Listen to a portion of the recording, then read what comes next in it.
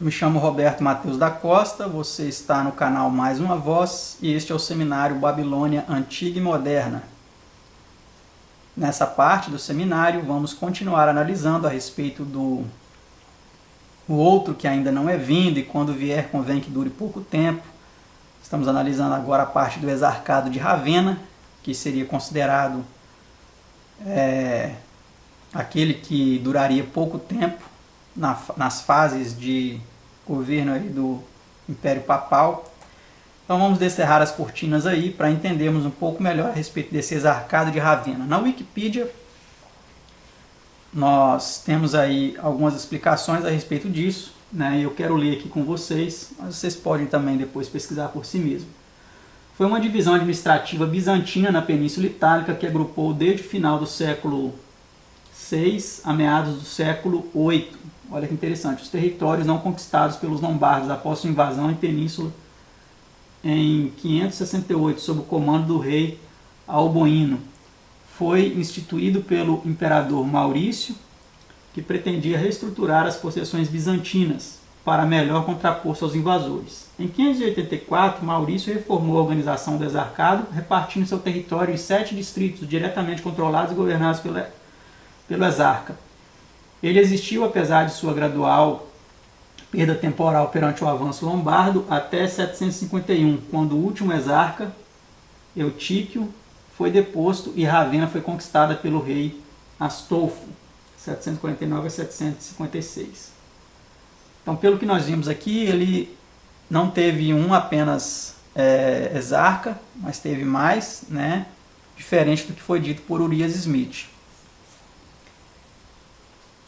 Aqui continua dizendo a respeito desse exarcado. Sua origem. Em 402, durante o reinado do imperador Honório, 395 a 423, Ravenna tornar-se a capital do Império Romano do Ocidente, devido sua vantajosa localização e seu ponto abrigado com acesso ao Adriático. A cidade continuou sendo o centro do Império Romano no Ocidente até sua dissolução em 476, momento em que se tornou primeiro a capital de Odoacro e depois dos ostrogodos. Sob Teodorico o Grande, reinando sobre o território da Itália, Gália, Cisalpina, Dalmácia e Cilícia. Permaneceu como capital do reino ostrogótico, mas em 540, durante a Guerra Gótica, foi conquistada pelo general bizantino Belisário. Posteriormente, devido à invasão lombarda, que começou em 568, sob Alboino, Ravenna passou a ser a sede do exarcado imperial. Segundo estimado, teria sido fundado pelo imperador Maurício, em resposta à crescente ameaça militar. No comando dessa província estava o exarca, o representante do imperador, que assumia tanto o poder civil como militar dentro do território. Para John Rosser e outros autores, a criação do exarcado, bem como a concessão de amplos poderes ao exarca, seria uma admissão indireta de que os domínios ocidentais conquistados por Justiniano estavam muito longe para serem governados de Constantinopla e que seria necessária uma estrutura auto-administrável para lidar com a situação. Então aquela foi a origem, vamos ver agora o exarcado. O território sob seu domínio se estendia pela costa adriática da Itália, desde Veneza do norte até Marcas.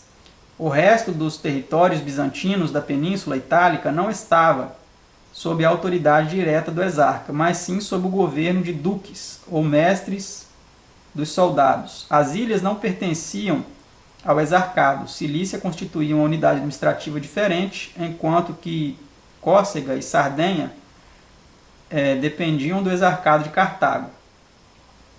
Os lombardos fundaram o reino lombardo e estabeleceram sua capital em Pávia, de onde controlavam o vale do rio Po.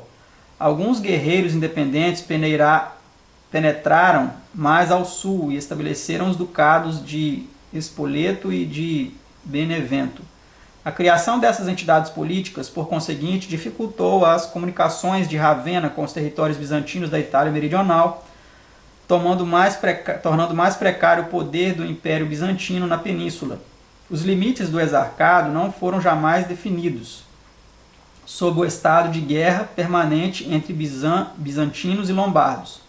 Para enfrentar a invasão lombarda, Maurício I, em 584, retomou a organização do exarcado, repartindo-o em 7 distritos diretamente controlados e governados pelo exarca: Ravenna e dependências, o ducado de Pentápole, o ducado de Roma, o ducado de Penúgia, a Ligúria, Venécia, a Ístria e o ducado de Nápoles. Durante o século VII, o exarcado foi perdendo territórios em benefício dos lombardos. Piemonte, Lombardia, Vêneto, Toscana e grande parte do sul da Itália passaram ao poder dos lombardos, assim como Ligúria em 640. Roma, nominalmente sob a autoridade do exarca, era na prática regida pelo Papa, e a rivalidade deste último com o patriarca de Constantinopla era causa frequente de tensões. Por volta do ano 740, nas vésperas do seu final, o exarcado controlava apenas a Ístria, exceto a laguna de Veneza, e começava a estabelecer-se como uma cidade-estado independente. Ferrara e Ravenna com a península, com a Pentápole e Perúgia. Desculpa aí os erros de leitura, porque a letra está muito pequenininha, tá? Mas vocês podem ler depois com mais calma no próprio link aí da Wikipedia, que eu vou deixar para vocês. Então aqui no último slide dessa parte aí falando sobre o exarcado de Ravenna, né? Que é a interpretação que aponta que seria o que duraria pouco tempo, que é a interpretação de Uriah Smith. Ele disse que foi um único governador que governou durante 70 anos. Mas nós vimos aqui que isso durou mais tempo, né? Então olha aqui, olha. O fim do exarcado. Durante os séculos 7 e 8, a posição do exarca foi tornando-se mais difícil devido à ameaça dos lombardos e dos francos, assim como pela divisão entre a cristandade oriental e ocidental, motivada pela crise iconoclasta, né? E a rivalidade entre o Papa e o Patriarca. Para quem não sabe, iconoclastas são aqueles que são contra os ícones, né, de imagens de escultura nas igrejas. Ravenna, estou lendo aqui agora, continuou sendo a sede do exarcado até a revolta de 727 contra os imperadores iconoclastas. O último exarca foi morto pelo rei Astolfo, 749 e 756, em 751. O exarcado transformou-se no catapanato da Itália, com capital em Bari, desde que foi conquistada pelos árabes em 858 e recuperada pelo Império Bizantino em 878. Quando em 756 os francos expulsaram os lombardos, o Papa Estevão reclamou o exarcado. Seu aliado Pepino o Breve, rei dos francos, doou os territórios conquistados do antigo exarcado ao Papa, em 756. Essa doação, confirmada posteriormente por Carlos Magno, 774, constituiu o início do poder temporal do papado. Isso aqui é muito importante, porque dá realmente uma conexão com a interpretação de Uriah Smith, né? Nós vemos que então aqui o papado assumiu os poderes do exarcado, né? Dando então aí a ideia de que realmente o que duraria pouco tempo seria o exarcado e o papado, o sétimo rei, né? Que seria também o oitavo em sua fase mais prestigiosa, podemos dizer assim, após a ferida mortal. Constituiu o início do poder temporal do papado, conhecido como Patrimônio de São Pedro e depois como Estados Pontifícios, quando a Sicília foi conquistada pelos árabes no século X. Os restos do poder bizantino na Itália se organizaram nos termos de Calábria e Longobardia. Ístria e a cabeceira do Adriático foram incorporados à Dalmácia. Tá? Então está aqui o link, vou passar para vocês depois. Né? E vamos aqui então analisar realmente quem de fato durou pouco tempo. Então vamos ver aqui, olha. Aqui nós estamos agora em números, tá?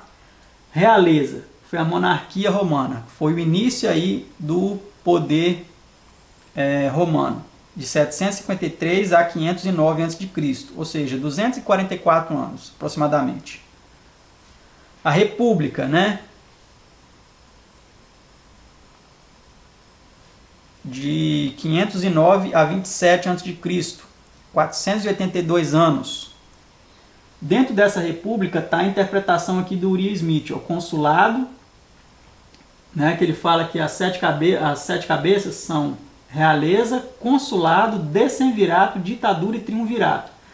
Então esses 4 aqui, eles estavam dentro da república, tá? Então o consulado foi 69 anos, decemvirato 2 anos, ditadura 31 anos, triunvirato, foram 2 triunviratos, né, somando 23 anos ao todo aí os decemviratos. Então a república foi 482 anos. Império Romano, 27 a.C. a 476, foi o que mais durou, né? 503 anos. O exarcado de Ravenna, aqui vem um ponto conflitante, né? O exarcado de Ravenna durou de 584 a 756 depois de Cristo, ou seja, 172 anos. Então, se nós levarmos em consideração esses 4 aqui isoladamente, ele durou bem mais do que todos eles, né? Mas se nós levarmos em consideração que esses 4 estão dentro da república, aí sim ele durou menos tempo.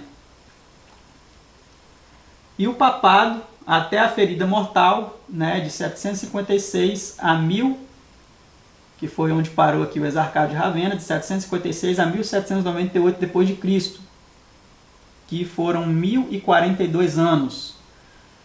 1798 foi quando Napoleão Bonaparte então aprisionou o Papa, destituiu o papado de seus poderes temporais, né?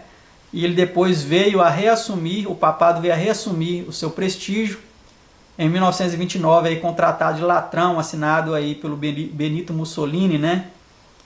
Restituindo aí ao papado os seus poderes temporais. Então essa análise cronológica aqui é muito interessante, está aqui os links, né, de onde eu usei as fontes para poder fazer essa cronologia, essa abordagem, toda foi feita aqui até agora, né? Se você não é inscrito no canal, se inscreva no canal, dá o seu like aí no vídeo, é muito importante para nós, deixe o seu comentário, o que você achou. Existem muitas interpretações a respeito dessa profecia, mas nós estamos aqui destrinchando de forma bem minuciosa para que fique bem claro aí para todos nós, né? E continue acompanhando aí nosso canal, ative o sino das notificações para receber os próximos vídeos, ajude também a manter o canal, né? Clique aí no link do Apoia-se e até o nosso próximo vídeo, onde vamos continuar aí analisando a profecia de Apocalipse 17 e a Babilônia antiga e moderna. Que Deus abençoe a todos e até o próximo vídeo.